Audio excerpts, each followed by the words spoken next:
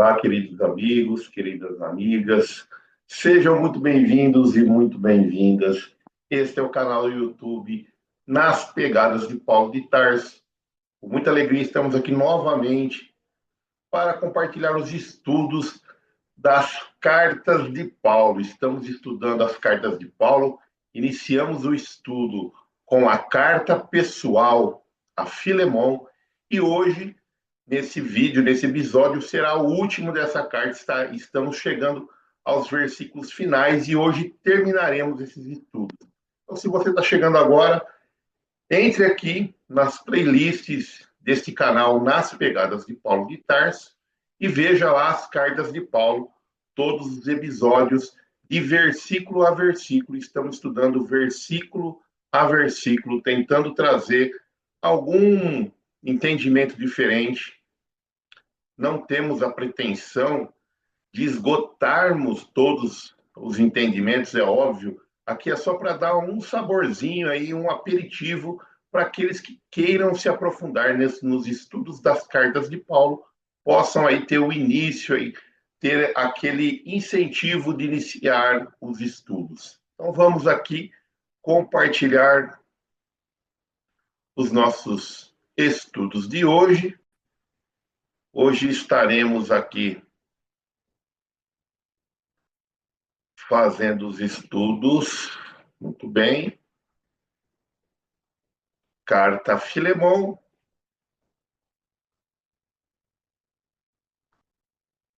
Esse é o fragmento da carta que sempre estamos colocando e a estrutura que dividimos os nossos estudos. Já estudamos os versos de 1 a 3, que é conhecido como saudações, os versos de 4 a 7, ações de graças, os versos de 8 a 22, que é o apelo de Paulo, e a conclusão que estaremos estudando hoje, encerrando assim esta carta pessoal a Filemão, versos 23 e 25.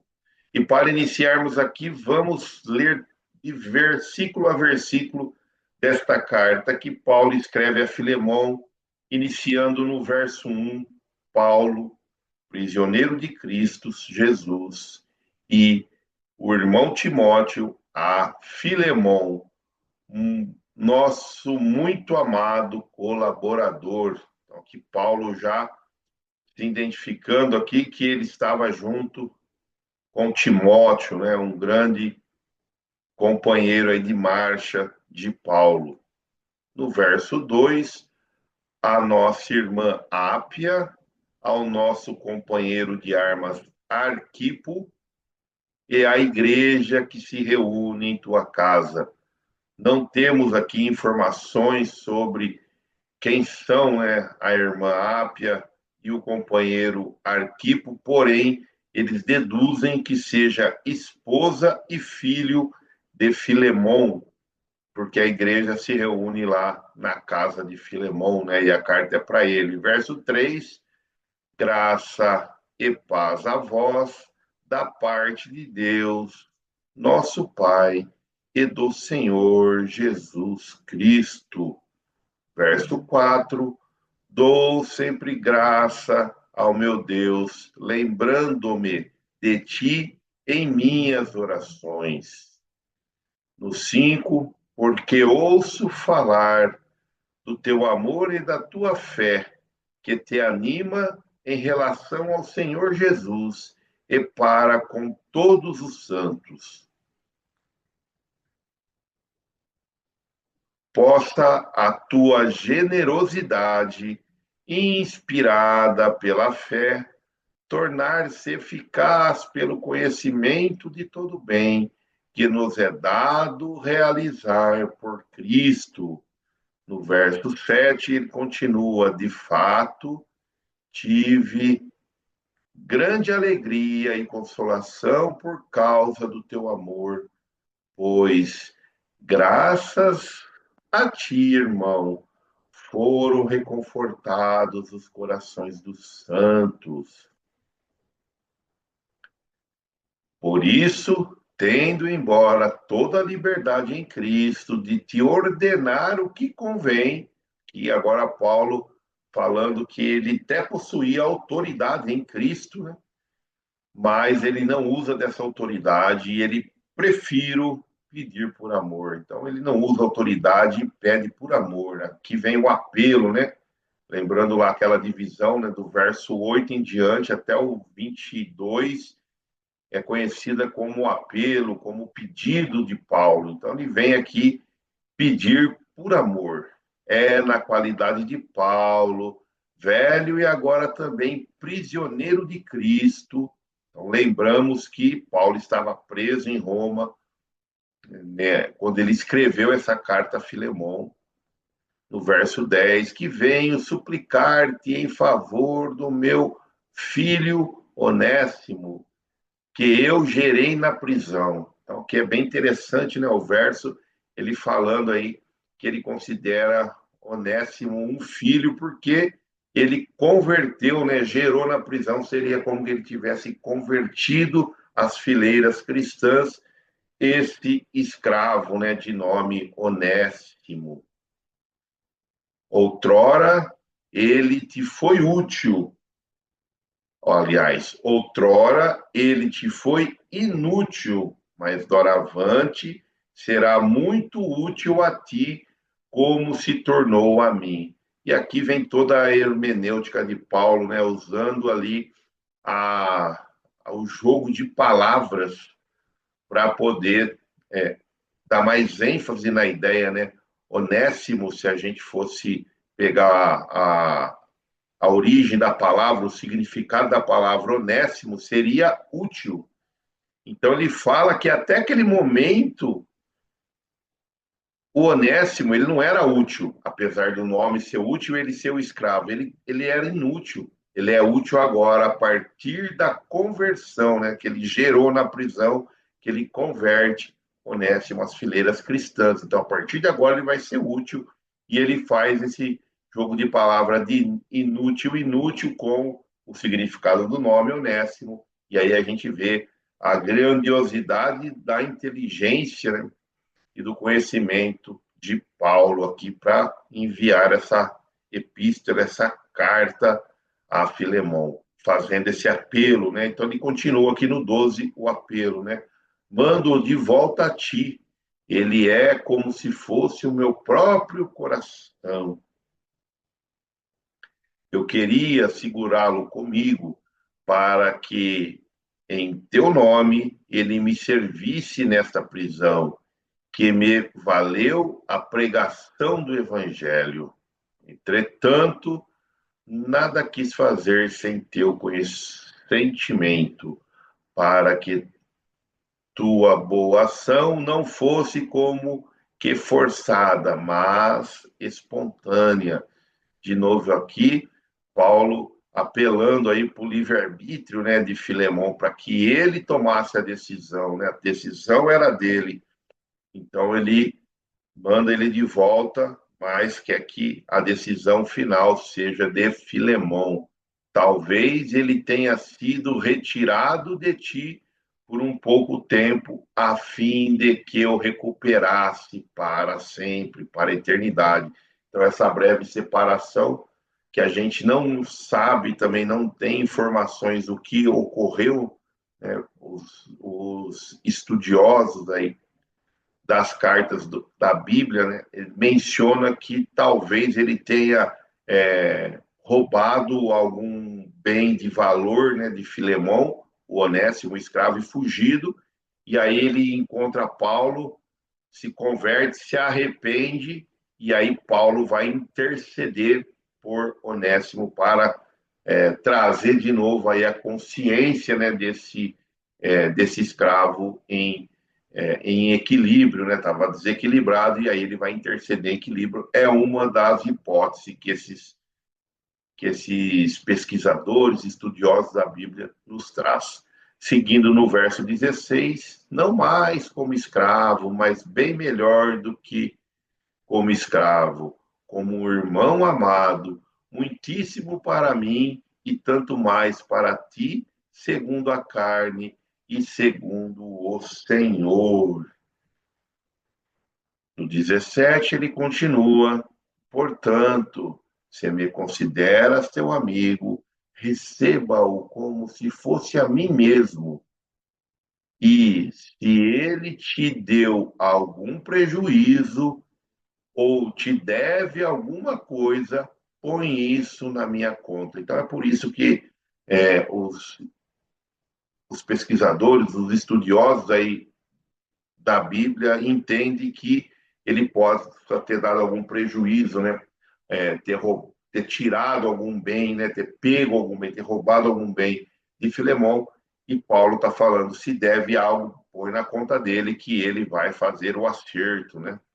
Ele continua, eu, Paulo, escrevo de meu punho e pagarei, para não dizer que também tu és devedor de ti mesmo a mim. Paulo querendo deixar sempre as coisas claras, né? Sempre as coisas transparentes, para que a pessoa não se sinta devedor do que Paulo fez. Muitas vezes nós aqui fazemos poucas coisas, pequenas, singelas coisas aos nossos semelhantes e na maioria das vezes, exigimos retribuições, reconhecimento, um obrigado, o que quer que seja, e Paulo aqui falando que ele não queria, né, que ele não sentisse na obrigação de fazer algo para ele, preso a ele. Bem interessante. No verso 20, sim, irmão, eu quisera mesmo abusar da tua bondade no Senhor. Dá esse conforto ao meu coração em Cristo. Eu te escrevo certo da tua obediência e sabendo que farás ainda mais do que te peço. Ao mesmo tempo, prepara-me também um alojamento, porque graças às vossas orações espero que vos serei restituído. E agora vem a parte final aqui, dos nossos estudos, né? Que vem falar das saudações. Então, seria a conclusão aqui: saudações de Epáfras, meu companheiro de prisão em Cristo Jesus. Esse verso a gente está vendo agora pela primeira vez, né?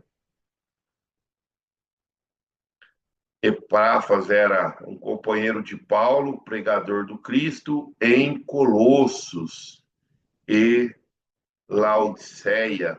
Então, nessas duas cidades, Epáfras estava ali junto com ele, e o verso vem falar dessas saudações. É interessante que a conclusão, né, dessa epístola, dessa carta a Filemão, ela vem no final, né, nessa conclusão, que são os três versos finais, 23, 24 e 25, Paulo, curiosamente, vem citando aqueles que estão ali nas fileiras do cristianismo, sendo o seu auxiliar, os seus discípulos, na ajuda e na propagação do evangelho. E ele vem falar sobre isso, né, nessa epístola, citando esses nomes, né, Epáfras, e ele cita, né, que ele está lá com ele na prisão, auxiliando ele. Aí no verso 24 ele continua, né? De Marcos, Aristarco, Demas e Lucas, meus companheiros. Ele continua citando também aqueles ali que estão nas fileiras do cristianismo. E é bem interessante que nessa carta, bem assim, não é muito conhecida, né, pelo grande público, por todos nós, né? Eu também nunca tinha lido esta carta antes de começar esses estudos. Então, olha que legal, o estudo serve também para, né, a gente ir se desenvolvendo. E eu comecei a ler essa carta agora, né, recentemente, com o início dos estudos das cartas de Paulo. Então, esse projeto aqui de estar estudando verso a verso, eu peguei justamente essa carta porque ela era a mais desconhecida para mim também, e eu creio que isso é um reflexo para todo mundo. Então, eu também não conhecia, acho que muitos também não conheciam, e quem está acompanhando aqui está conseguindo ter contato com essa história, né? E aqui ele vai citando Marcos. Então, Marcos, quem que era Marcos? Marcos é o evangelista. Então, Marcos é aquele que escreveu o Evangelho de Marcos e é sobrinho de Barnabé. Então, isso aí, Barnabé é aquele companheiro de Paulo que é de Chipre e que auxilia ele nas viagens, né, nas famosas viagens de propagação que Paulo fez, né? Nós conhecemos três grandes viagens de Paulo, que ele vai viajando e vai divulgando a mensagem do Cristo. Aristarco, também um cristão, né, de Tessalônica, que acompanhou Paulo aí numa dessas viagens, na terceira viagem. E ele cita também lá Demas e Lucas, né? Então, Demas era um companheiro de Paulo que abandonou, né, Paulo na prisão e retornou a Tessalônica. Então, assim, como que a gente sabe disso? Porque em outra epístola ele vai citar que Demas o deixou, o abandonou. Então, ele se sente também um pouco assim, nesses momentos mais difíceis da experiência de Paulo aqui, um sentimento também de abandono, né? Todo mundo começa a retornar porque as perseguições ficam muito intensas em Roma, e aí ele cita em uma das suas epístolas, que nós vamos estudar lá na frente, desculpa, na carta aos Colonicenses, esse fato de Demas ter o deixado, o abandonado para retornar a Tessalônica. Então, é por isso que nós temos essas referências, porque Paulo vai citando também em outras cartas, em outras epístolas. Ele vai citar também no verso 24, no versículo 24, Lucas, né, que está lá, os companheiros. Então, Lucas, ele era um médico, ele é o evangelista também, né? O Lucas escreve o Evangelho de Lucas e os Atos dos Apóstolos. Então, Lucas ele tem uma participação muito incisiva aqui na divulgação do cristianismo, né, da Bíblia cristã, do Novo Testamento, porque ele escreve dois livros, né, dessa que faz parte da Bíblia canônica, né, que está aqui até hoje, que nós acompanhamos até hoje aqui nas mãos aqui de todos aqueles que seguem as ideias do Cristo. Então, católicos, protestantes, espíritas, todo mundo que vai ter e vai consultar a Bíblia, veremos que temos lá as escrituras na visão de Lucas, né? O Ato dos Apóstolos também na visão de Lucas, fez pesquisa, segundo nós temos aí como referência no livro Paulo e Estevão, Psicografia de Chico Xavier, né? Emmanuel vai trazendo a história, e esse livro, muito conhecido, um dos melhores livros que eu já li em toda a minha vida, um livro muito profundo, muito legal, ele vai citar as orientações de Paulo a Lucas para ele poder escrever o Evangelho e os Atos dos Apóstolos, né?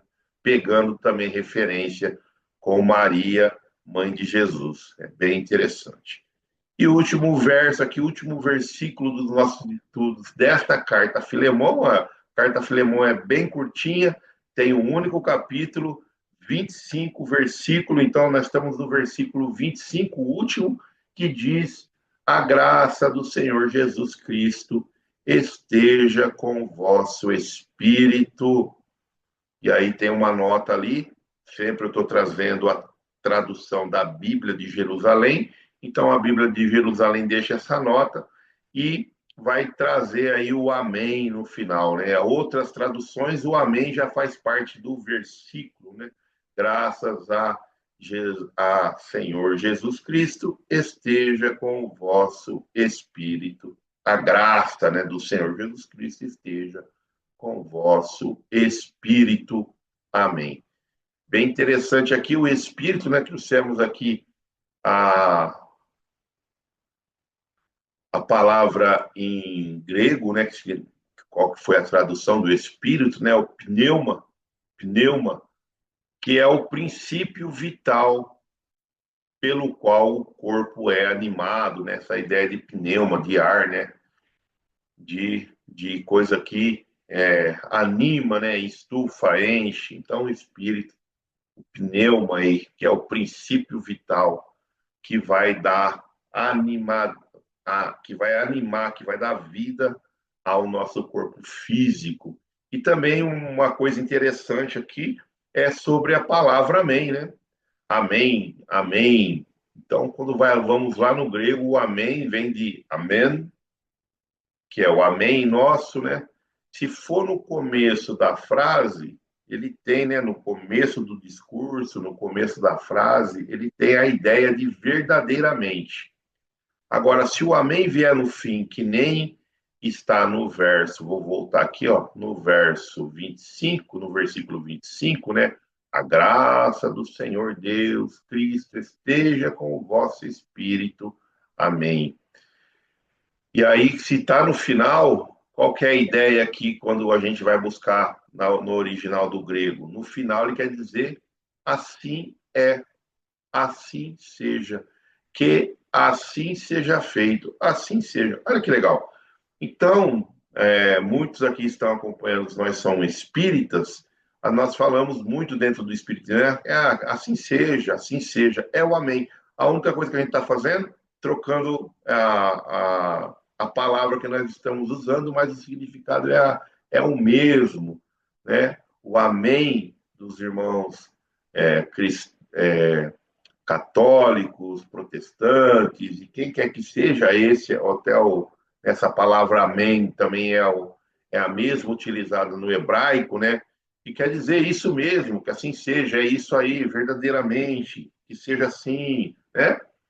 Que assim seja feito. Tudo isso aí também tem o mesmo significado da palavra hebraica, porque o amém está é, circunscrito lá no hebreu antigo também. Então, ele não tem uma outra palavra que possa substituir. É o amém, amém, amém, até hoje, pode ver. Um pouquinho a grafia, ou às vezes o jeito da pronúncia, mas o significado é o mesmo, né? Que assim seja. Então, às vezes a gente, dentro das fileiras espíritas, estamos falando que assim seja, pensando que estamos fazendo algo diferente, mas nada mais é do que o amém. Bem interessante, bem curioso isso. Creio que muitos de nós nunca se atentamos para os significados, entender os significados da palavra.